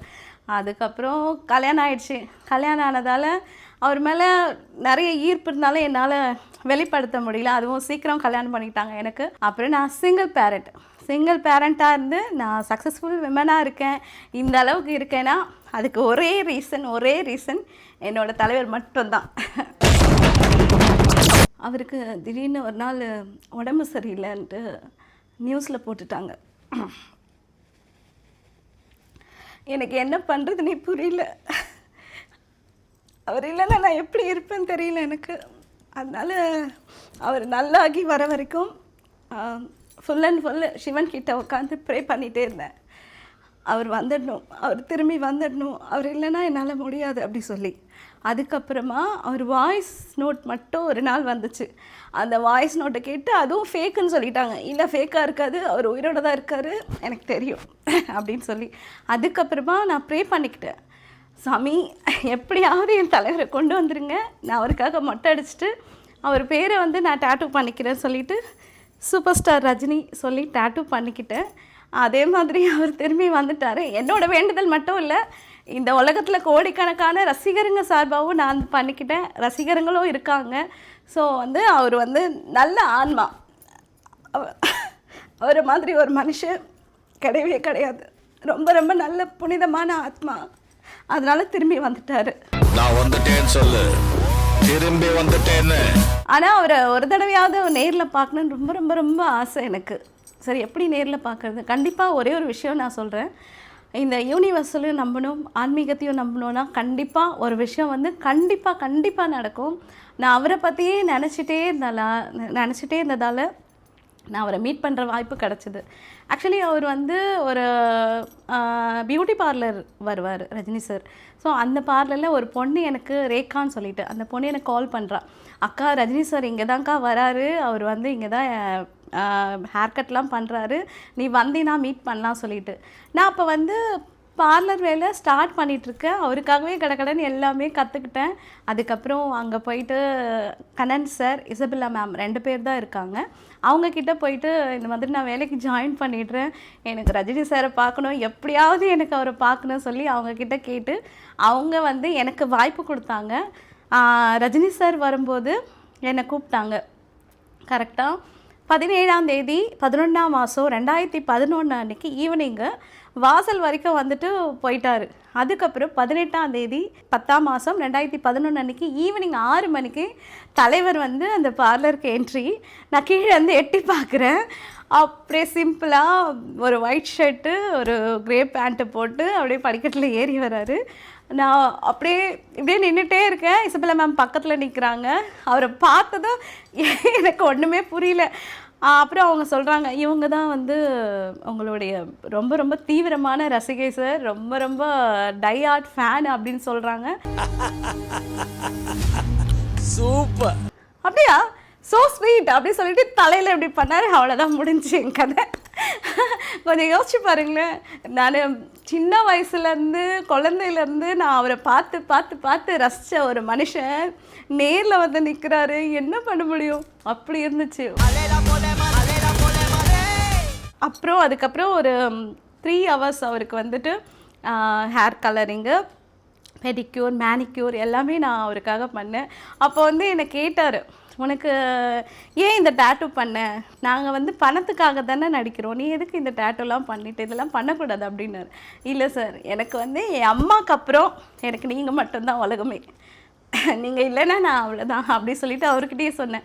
அந்த மூமெண்ட் பார்த்தீங்கன்னா எப்படி ஒரு தெய்வத்தை நேரில் பார்த்து நம்மளுடைய விண்ணப்பத்தை கொடுக்குற மாதிரி இருந்தது அவர்கிட்ட. அதுக்கப்புறம் ஒரு 6 to 9 3 hour போதும் எனக்கு லைஃப்பில் வந்து இந்த மூமெண்ட் எனக்கு போதும். அதுக்கப்புறம் இறந்தாலும் பிரச்சனை இல்லை அப்படின்னு சொல்லிட்டு இருந்துட்டேன். ஒரு பர்த்டேக்கு வந்து என்னை என் ஃப்ரெண்ட்ஸ்லாம் கூப்பிடுவாங்க, வா ரஜினி சார் போய் பார்த்துட்டு வரல, ஏன்னா நிறைய ஃப்ரெண்ட்ஸ் சர்க்கிள் இருக்காங்க, அதனால கூப்பிடுவாங்க. இல்லை, ஒரு நாள் என்னை ரஜினி சார் அவராக கூப்பிடுவார், நான் போய் மீட் பண்ணுவேன், அதுவும் நடக்கும். ஸோ அவருடைய சிம்பிளிசிட்டி, அவருடைய எனர்ஜி, எல்லார்கிட்டையும் அன்பாக தான் பேசுவார். கடவுள் கூட வந்து கெட்டது பண்ணுவார், ஆனால் என் தலைவர் வந்து யாருக்குமே கெட்டது பண்ண மாட்டார். எந்த மேடையிலையும் யாரை பற்றியும் அவர் தப்பாக பேசினதே கிடையாது. இந்த உடலை நாம் தண்டிக்கலைன்னா உடல் நம்மளே தண்டிச்சிடும். கண்ணுக்கு தெரிஞ்ச கடவுள் என்னை பொறுத்த வரைக்கும் அவரோட மோட்டிவேஷன் ஸ்பீச்சால் தான் நான் இன்னி வரைக்கும் உயிரோடு இருக்கேன். ஏன்னா நான் ஒரு சிங்கிள் பேரண்ட்டாக இருந்து 2 குழந்தைங்கள ஃபேஷன் டிசைனர் படிக்க வச்சு இந்த அளவுக்கு நான் ஒரு சக்ஸஸ்ஃபுல் விமனாக வந்திருக்கேன்னா அதுக்கு தலைவருடைய மோட்டிவேஷன் ஸ்பீச் மட்டும்தான், தலைவர் மட்டும்தான்.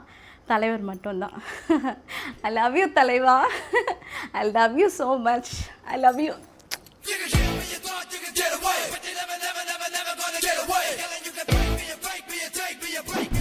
வாழ்க்கையில் 1000 தடைகளப்பா, தடைகளும் உனக்கு ஒரு படிகளப்பான்னு பாடின தலைவர். அப்படி படிப்படியாக எக்கச்சக்கமான தடைகளை படிக்கற்களாக மாற்றி 50 வருஷம் உழைச்சி ஜெயிச்ச அவரை பற்றி ரசிகர்கள் பேச ஆரம்பித்தா மணிக்கணக்கில் பேசிக்கிட்டே இருப்போம். ஏன்னா அவ்வளோ விஷயங்கள் சொல்லும்படி, வியக்கும்படி, ரசிக்கும்படி, மற்றவங்கள்ட்ட சண்டை போட்டு ஜெயிக்கும்படி வாழ்ந்துட்டு இருக்க நம்ம தலைவரை பற்றி ரசிகர்கள் சேர்ந்து பேச போகிற செக்மெண்ட் தான் இந்த செக்மெண்ட், தலைவர் தர்பார். வணக்கம் தலைவர் ஃபேன்ஸ், இது தலைவர் தர்பார்.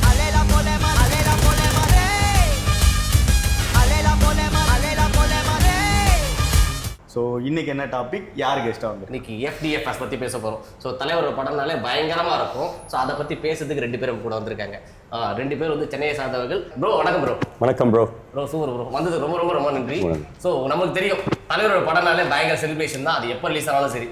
ஸோ உங்களுக்கு சொல்லுங்க ப்ரோ, FDFSனா எப்படி இருக்கும், எப்படி செலிப்ரேட் பண்ணியிருக்கீங்க? ப்ரோ ஃபர்ஸ்ட் ஆஃப் ஆல் அது FDFSங்கிறது நார்மலாகவே 11 o'clock 11:30 வரது தான் வந்து FDFS ஸ்பெஷல் ஷோ. அது 9 o'clock இப்போ நம்ம தமிழ்நாடு கவர்மெண்ட் கொடுத்த 9 o'clock வந்து இட்ஸ் ஸ்பெஷல் ஷோ. நம்ம பேசிக்கிட்டு இருந்தோம் கொஞ்ச நேரத்துக்கு முன்னாடி, அது திருவிழா மாதிரி இல்லை, ஆக்சுவலி திருவிழா தான். தலைவர் படம் தான் திருவிழா தான். நான் வந்து அன்னைக்கு ஆஃபீஸ் லீவ் போட்டு தான் நான் போனேன். எனக்கு தலைவர் போனோம், ஓகே கண்டிப்பா லீவ். ஸோ நிச்சயமா லீவ் போட்டு தான் போகணும். லீவ் போடுறத விட இப்பெல்லாம் வந்து தலைவர் படத்துக்கு லீவே விடுறாங்க.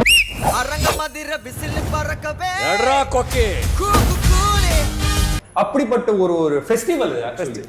It is not only about போறது, தலைவான ஸ்கிரீன்ல பார்த்து கத்துறது, அது மட்டும் இல்ல. நீங்க வெளியில வந்து பாத்தீங்கன்னா ஜனங்க பட்டாசு, அந்த ட்ரம்ஸ், இப்போ நாதஸ்வரம் இதெல்லாம் சொல்லுவாங்க இல்லையா, ஸோ அந்த மேளம் அது வேற லெவல் ப்ரோ. நான் போனேன் ஃபர்ஸ்ட் டே ஒரு ஷோக்கு, அக்மார்க் ரஜினி ஃபேன்ஸ், அக்மார்க் ரஜினி ஃபேன்ஸ், 50 வயசு 60 வயசு, என்ன ஆட்டம்ன்றீங்க, எனக்கு அப்படியே சிரித்துருச்சு ப்ரோ. நான் தலைவர் ஃபேனா இருக்கிறது ஓகே, அவங்கெல்லாம் நான் பிறக்கிறதுக்கு முன்னாடி தலைவர் ஃபேன்ஸா இருக்கிறாங்க. அவங்க எந்த மாதிரி ஒரு அக்மார்க் ரஜினி ஃபேனா இருப்பாங்க. நீங்க பேசும்போதே தெரியுது எவ்வளவு பயங்கரமா வந்து வைபா இருக்கீங்க. இந்த வயசுல எந்த வயசுலயும் சரி தலைவர் ஃபேன்ஸ் வந்து தியேட்டருக்கு வந்துட்டாங்கன்னா ஒரு மாதிரி யங்ஸ்டராகவும் ஒரு குதூகலமா ஏறாங்க. நிச்சயமா ப்ரோ. இப்போ பாத்தீங்கன்னா என் ஃப்ரெண்டு, என் க்ளோஸ் ஃப்ரெண்டு, அவங்களுடைய அம்மா, ஓகேவா, அவங்க 60 வயசு இருக்கும் சரியா, தியேட்டருக்கு போறாங்க, ஃபர்ஸ்ட் டே படத்துக்கு போறாங்க. தலைவர் ஸ்கிரீன்ல பார்த்த உடனே அந்த வைப்ஸ்ல அவங்க கஷ்டப்பட்டு சுத்துறாங்க. 60 வயசுல அவங்க ஒரு பாட்டி கிட்டத்தட்ட சொல்லணும்னா கரெக்டா. அப்ப அவங்க பார்க்கணும் எந்த அளவுக்கு அவங்க ஒரு ரஜினி ரசிகர்களா அவங்க இருந்திருப்பாங்கன்னு சொல்லிட்டு. ஸோ அதே ஸ்டைல்ல நானும் இன்னைக்கும் என்றுமே தலைவர் ரசிகர் தான். ஸோ அந்த மாதிரி ஒரு ஃபர்ஸ்ட் டே ஃபர்ஸ்ட் ஷோ, அந்த ஸ்பெஷல் ஷோ, அடுத்து ஜெயிலர் 2க்கு வெயிட்டிங். ஸோ எப்படி இருந்தாலுமே நான் தலைவர் படத்துக்கு மட்டும் தான் தியேட்டருக்கு போவேன், தலைவர் படத்துக்கு மட்டும் தான் ஃபர்ஸ்ட் டே போவேன். இன்னொன்று தலைவர் படத்தினாலே அன்னைக்கு முதல் நாள் மட்டுமே நம்மளுக்கு வந்து வைப் இல்லை. தலைவர் படம் வருதுன்னா ஒரு வாரத்துக்கு ரெடியாக ஆரம்பிச்சு வேற எந்த படத்துக்குமே எனக்கு வந்து அப்படி விருப்பம் இல்லை. மொத்தமா எல்லாமே ஹைப் தான். ஆமா ஹைப். அதாவது யாருக்கு எந்த மற்ற ஆக்டர்னா வந்து வரும்னு தெரியும், பட் ஆனால் தலைவர் பார்த்தா போகிறோம் அந்த மாதிரி ஒரு வைப்பில் போயிடுவோம். இப்போ என்ன எடுத்துக்கிட்டிங்கன்னா நான் இப்போ ஒரு ஜென்சின்ற இதில் வந்துடுவேன். பட் ஆனால் எனக்கு அப்பா வந்து ஃபர்ஸ்ட் சிவாஜி படத்துக்கு கூட்டு போனேன். எனக்கு 5 வயசு. எங்க அப்பா செம்ம ஸ்ட்ரிக்ட், எனக்கு பேசவே போறாரு வீட்டுல. ஆனா அங்க போயிட்டு பார்த்தா தேர் திருவிழா கூட தோத்துரும். கட்டோடுக்கு பால் அபிஷேகத்துல இருந்து திருவிழாக்கு ஸ்வீட்டு கொடுப்பாங்க, என்னென்னமோ பண்ணும். அதாவது அப்பெல்லாம் வந்து இப்போ 9 o'clock அப்பெல்லாம் 12 o'clock 1 o'clock எல்லாம் ஓட்டுவோம். நைட்டு 1 மணிக்கு ஃபிளக்ஸ் போட்டு லைட்டிங்லாம் போட்டு திருவிழா தோத்துரும். எங்க ஊர் திருவிழா கூட அவ்வளவு கூட்டம் சேராது.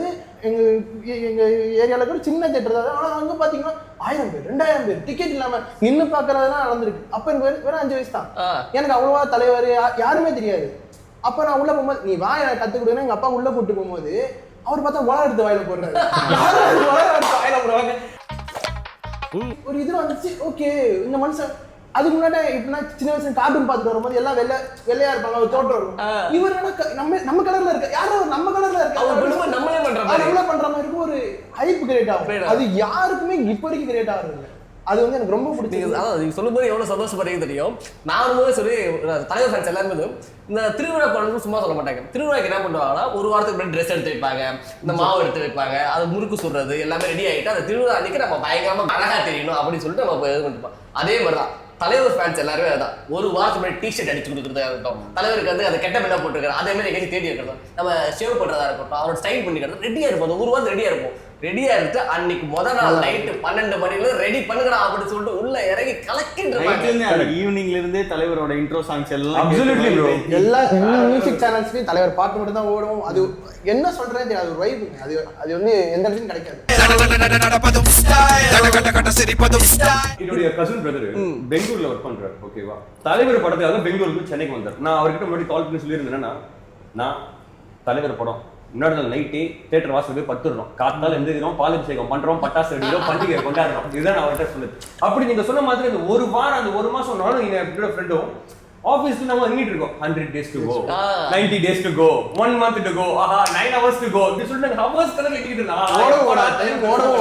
நமக்கு இந்த தீபாவளி எப்பெல்லாம் ஒரு ஆர்வம் இருக்குல்ல, தீபாவளி எப்போ வரும் சின்ன வயசுல இருந்தா அது மாதிரி தலைவர் படம் டேட் அனௌன்ஸ் பண்ணிட்டாங்கன்னா எப்போ வரும், எப்போ செலிப்ரேட் பண்ணலாம். அது நம்மளுக்கு எதுவுமே தேவை. தலைவரோட படம் ஹிட் ஆகணும் ஞாபகம் அதெல்லாம் தேவை. தலைவரோட டைட்டில் கார்டு வந்து அந்த இடத்துல பேர் வந்து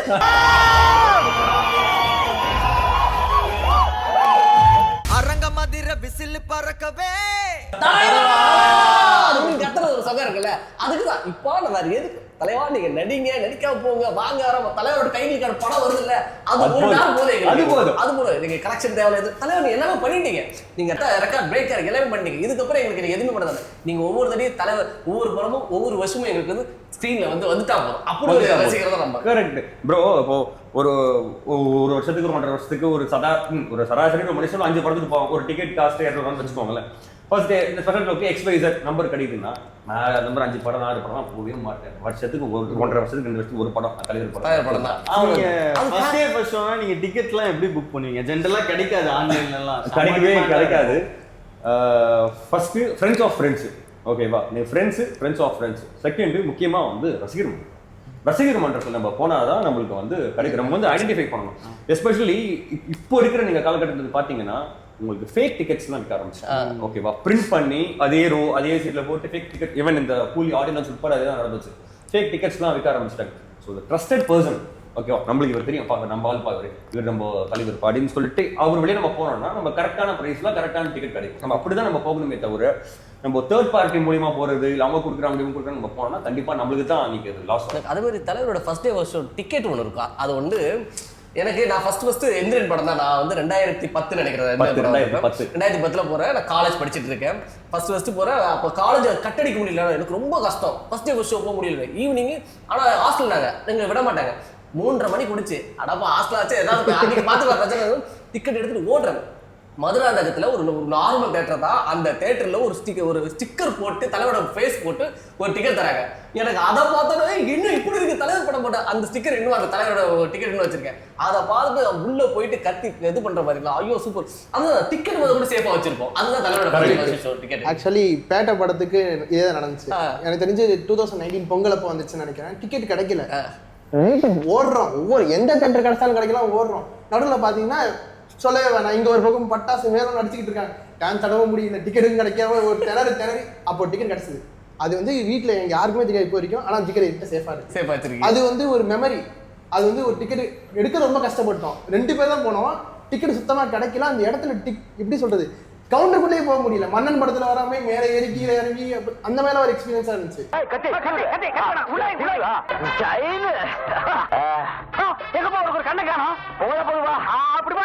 ஒரு மனுஷனுக்கு படத்துக்கு டிக்கெட் கிடைக்காம இருக்கலாம், ஆடியோ லான்ச்சுக்கு டிக்கெட் கிடைக்காம இருக்க முடியுமா? தலைவர் படம் தான் அது. அவ்வளவு ஏன் ப்ரோ கேக்குறீங்க அந்த சோதனையை? நான் கேட்காத ஆள் இல்ல, போகாத ஊர்ல பாக்குறவங்க கிட்ட போயிட்டு லிட்டரலி சொல்றேன் ப்ரோ, பாக்குறவங்க கிட்ட போயிட்டு ஆடியோ டிக்கெட் கிடைக்குமா, ஆடியோ டிக்கெட் கிடைக்குமா, டிக்கெட் கிடைக்கும்.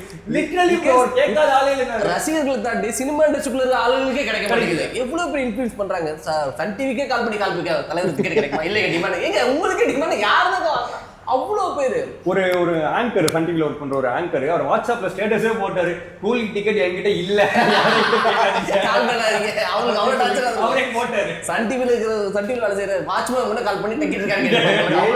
லேடிஸ் அப்படிதான் பண்ணாங்க. அசிஸ்டன்ட் டைரக்டர்ஸ் நான் கால் பண்ண உடனே ப்ரோ சத்தியமா இல்ல ப்ரோ சத்தியமா இல்ல ப்ரோ கால் பண்ணி நான் இல்லன்னு தான் ப்ரோ சொல்லி. லிட்டரலி ப்ரோ நான் உங்க அப்புறமா காட்டுறேன்.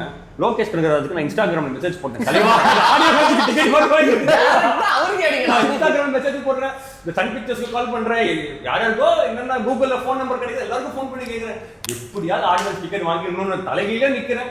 ஏதோ நீ கொடுத்து வைக்கல. நான் விடல, போயிட்டு ஒரு வாசலே பண்ணிட்டேன் தலைவரோட ஆடியன்ஸ். ஏதாச்சும் கிடைச்சிருமா, யாராச்சும் உள்ள கூட்டு போயிடாங்க. ஆனா உண்மையே போக முடியல, அவ்வளவு கஷ்டம். ஆனா வேட்டைக்கு போயிருந்தேன்.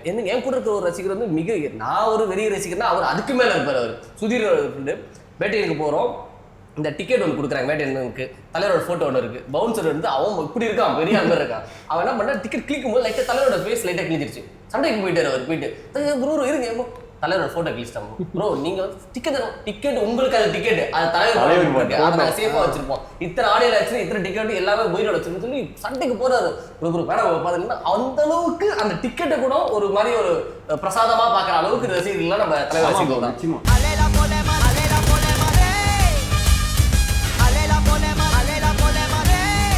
ப்ரோ சூப்பர் ப்ரோ, நீங்க வைபா இருக்கீங்க, நான் வைப் ஆயிட்டேன் ப்ரோ உங்க வைப்னால. ஏன்னா தலைவரோட வைப் அவ்வளோ தூரம் நம்ம பேச தலைவான்னு சொல்லும்போது அவரை பத்தி அவரோட ஆரா பத்தி எல்லாரும் சொல்லியிருக்காங்க. ஆனா இங்க பேசும்போது அவரோட ஆரா வந்துச்சுன்னு நினைக்கிறேன். அவர் எப்படி ஷோ பத்தி நீங்க அவ்வளோ ஹைப் ஆகி பேசுனீங்க, இவன் ஹைப் ஆகி பேசுனா, நீங்க ஹைப் ஆகி பேசுனீங்க.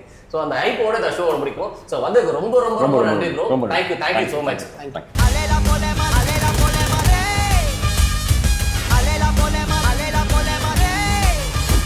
சாமானியனும் சினிமாவில் ஜெயிக்கணும்னு நினச்சா 1975 அபூர்வ ராகங்கள் அவர் தட்டி உதச்ச கேட் வழியாக தாங்க இன்னைக்கு வரலையும் நாங்கள் எல்லாருமே வந்துகிட்டு இருக்கோம். அப்படி சினிமாக்குள்ளே வந்து ஜெயிச்ச தலைவரோட ஃபேன்ஸோட செக்மெண்ட் தான் இது. நானும் ஃபேன் தான்.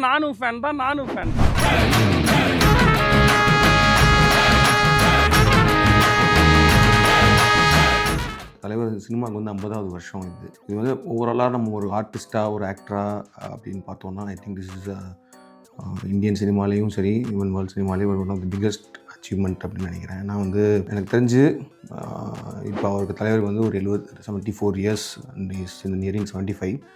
அண்ட் அவர் இப்போ பண்ணுற அந்த எனர்ஜி, அந்த இப்போ பண்ணிகிட்ருக்க படங்கள், அதில் இருக்க எனர்ஜின்னு பார்க்கும்போது நம்ம யோசித்து பார்த்தோன்னா ஓவராலாக வேர்ல்ட் சினிமாவில் வெரி ஃபியூ இந்த மாதிரி ஒரு அந்த சினிமான்ற ஆர்ட் ஃபார்முக்குள்ளே வந்து இத்தனை வருஷமாக வந்து they can entertain people for so many years. And இவ்வளோ பெரிய ஸ்டார்டமோட அப்படின்னு பார்க்கும்போது வந்து ஐ திங்க் ரொம்ப ரொம்ப கம்மியாக எனக்கு ஏன்னா என் மைண்டில் வந்து 20 ஷுட் வராது. அப்புறம் ராபர்ட் டெனிரோ, அந்த மாதிரி இருக்காங்க. நம்ம ஊரில் அமிதாப் சார், கமல் சார், அது 50 இயர்ஸ் அந்த மாதிரி.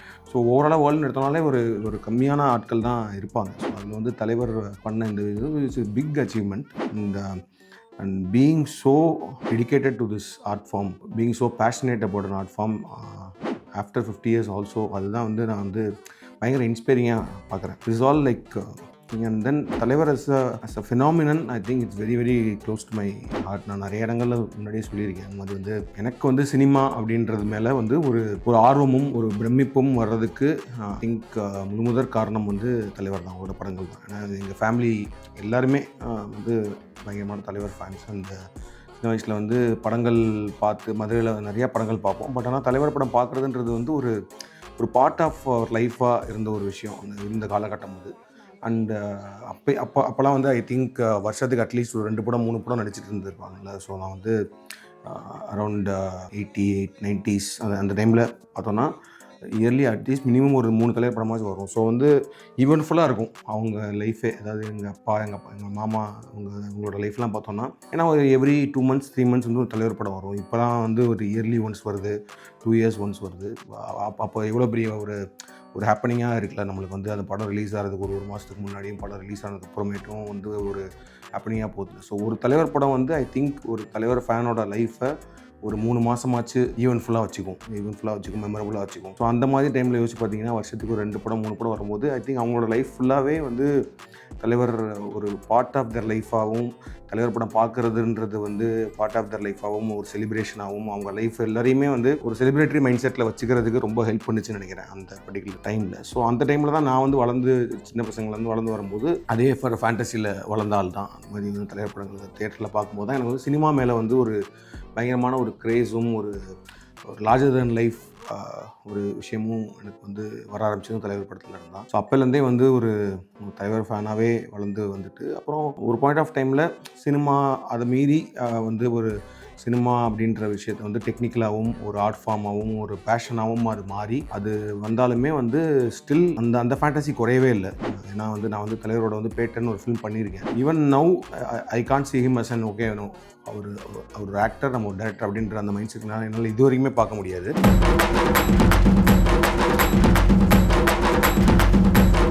நான் வந்து படம் ஃபர்ஸ்ட் ஆஃப் ஆல் ஒரு சினிமா பண்ணிவிட்டு பீட்சா படம் ரிலீஸ் ஆன டைப்லாம் ரிலீஸ் ஆகிறப்போ எனக்கு வந்து தலைவர் வந்து இந்த படத்தை பார்த்துட்டாருனாலே எனக்கு ஒரு பெரிய அச்சீவ்மெண்ட் அப்படின்ற மாதிரி நினச்சிட்டு இருந்த ஆள் தான். பட் அதான் அதுக்கப்புறம் வந்து மீ அண்ட் தலைவர் அப்படின்னு பார்த்தாலே வந்து தட் ஜேர்னி வாஸ் எனக்கு வந்து ரொம்ப ஒரு பர்சனலாக ரொம்ப ஒரு ஓவர்வெல்மிங்கான ஒரு ஜேர்னியாக தான் இருக்குது. ஏன்னா ஒரு ஃபஸ்ட்டு படத்துக்கே வந்து he saw the film and then phone பண்ணி எனக்கு பேசினார். ஸோ அந்த மூமெண்ட்லாம் இன்னுமே எனக்கு அப்படியே ஞாபகம் இருக்குது. அண்ட் தென் ஜிகர்தண்டா என்னோடய செகண்ட் ஃபிலிம் அதை பார்த்துட்டு நேரில் பார்க்குறதுக்கு வர சொன்னார்.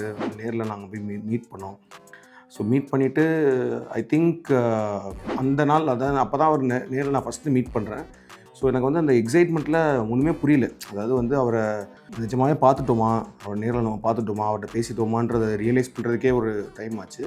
பட் லக்கிலி அடுத்த நாள் வந்து அவருக்கு ஷூட் பிரேக்குன்றனால அது ஒரே ஹோட்டலில் தான் தங்கியிருந்தோன்றனால அவர் வந்து வாங்கன்னு சொல்லிட்டு சும்மா பேச ஆரம்பித்தார். அப்போது ஒரு படம் 2 படம் பண்ண டைரக்டர்கிட்ட த வே ஹி ஸ்போக் அது வந்து எனக்கு ஒரு பயங்கரமான ஒரு இன்ஸ்பிரேஷனாக இருக்குது இப்போ வரைக்கும். ஏன்னா அதுக்கப்புறம் எனக்கு என்னோடய என்டையர் ஃபில்ம் மேக்கிங் ஜேர்னிலேயே அந்த conversation has kicked in many things very fairing. ஏன்னா வந்து அவர்கிட்ட நான் மெயினாக பார்க்குறது வந்து என்னென்னா நம்ம நிறைய பேரை பார்த்துருக்கோம். அதுக்கப்புறம் சினிமா வந்ததுக்கப்புறமேட்டு நிறையா பெரிய ஆட்கள் எல்லாரையுமே மீட் பண்ணியிருக்கோம். எல்லார்ட்டையுமே ஒரு பயங்கரமான ஒரு பாசிட்டிவான ஒரு ஆரா ஒரு எனர்ஜி கண்டிப்பாக இருக்கும். அண்ட் தலைவர்கிட்ட அது வந்து ரொம்ப அதிகமாக இருக்கும். லைக் வந்து ஜென்ரலாக I think after Petta before Petta இது வரைக்கும் கனெக்ட் பண்ணால் இது வரைக்கும் நான் ஒரு அட்லீஸ்ட் ஒரு 20-30 தடவையாச்சும் அவரை மீட் பண்ணியிருப்பேன். ஜென்ரலாக for many things many reasons. ஒவ்வொரு தடவையும் அவரை மீட் பண்ணிட்டு வரும்போதும் நம்மளுக்கு கொடுக்குற எனர்ஜி வந்து வேறு ஒரு ஃபீல் இருக்கும். ஸோ அந்த மாதிரி தலைவர் ஃபினாமினான் இஸ் சம்திங்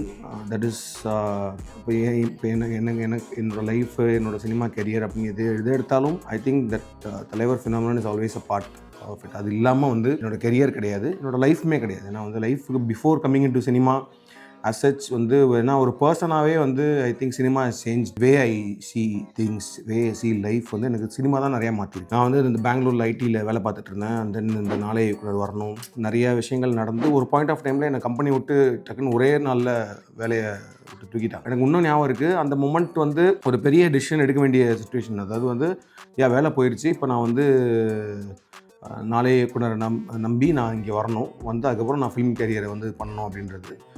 ஆனால் அந்த மொமெண்ட்டில் நான் சொல்கிறேன், எனக்கு பர்சனலாக எக்ஸ்பீரியன்ஸாக சொன்னோன்னா வந்து இந்த ராமே ஆண்டாலும் அப்படின்ற சாங் இருக்குல்ல, அந்த சாங் வந்து அன்றைக்கி நைட் நான் ஒரு 30-40 தடவை கேட்டேன்.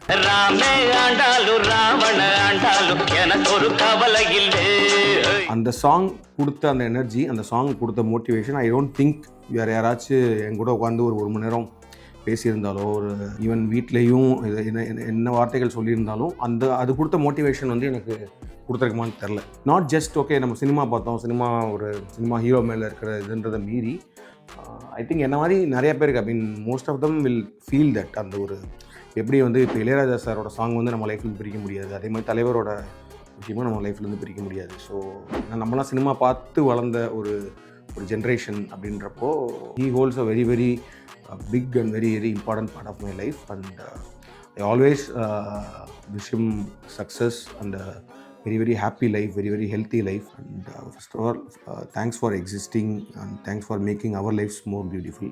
Thank you.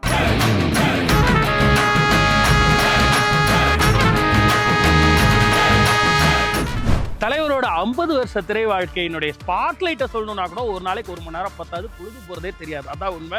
ஸோ ஆனால் இதை நாங்கள் 50 நாட்கள் தொடர்ந்து பண்ண போகிறோம், நாங்கள் இல்லை நாம. ஸோ தலைவரை பற்றி பேசுறதுக்கு நீங்களும் தயாராகிருங்க. ஸ்க்ரீனில் தெரியக்கூட இந்த எண்ணுக்கு உடனடியாக தொடர்பு கொள்ளுங்க வாட்ஸ்அப்பில். அண்ட் இந்த நிகழ்ச்சி அன்புள்ள தலைவருக்கு தினமும் இதனுடைய ஷார்ட் வெர்ஷனை யூடியூப்ல தொடர்ந்து பாருங்க. இதனுடைய லாங் வெர்ஷன், அதாவது அன்புள்ள தலைவருக்கு அன்கட்ட பிளாக் ஷீப் வேல்யூ OTTல மறக்காம பார்த்துருங்க. இதெல்லாம் யாருக்கு? இறையும் இயற்கையுமா இருக்க என் அன்புள்ள தலைவர். இது அஸ்வதி நைட்டிஸ் வழங்கும் பிளாக் ஷீப்ஸ் அன்புள்ள தலைவருக்கு. Title sponsor Aswathi nighties, presented by Anuj styles மற்றும் Sairam group of institutions, co presented by சௌபாக்யா வெட் கிரைண்டர் மற்றும் Challani jewellery mart, powered by SS Genius international nursery and primary school, Sembakkam, Chennai.